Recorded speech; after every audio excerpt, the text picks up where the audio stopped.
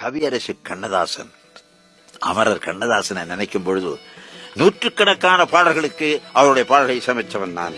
எத்தனையோ படங்கள்ல மட்டுமில்லை, தனிப்பட்ட முறையில் கூட. அப்படி வந்த உடனே வந்து உட்கார்ந்திருக்காரு. சந்த முறையில் பாடல் எழுதுவது ஒரு முறை, சத்தத்தினுடைய முறையில பாடல் எழுதுவது ஒரு முறை. அது வேற விஷயம், அங்க வர வேண்டாம். இந்த சந்த முறையில் எழுதும் பொழுது நான் அந்த வயலின்ல வாசி காமிச்ச சொரத்துல வாசிக்கணும் வயலின்ல.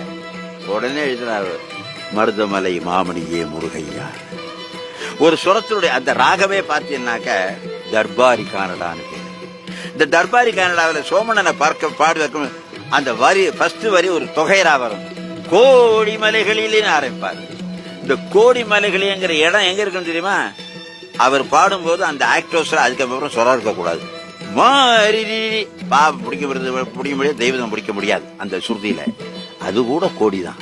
ஒரு கோடியில இருந்தாலும் அந்த சொரத்தை எடுத்து நம்ம கோடிக்கணக்கான மக்களுக்கு எடுத்து சொல்லக்கூடிய அளவுக்கு அந்த பாடல் அமைஞ்சது. ஒரு இடத்துல கொடுக்குறேன்,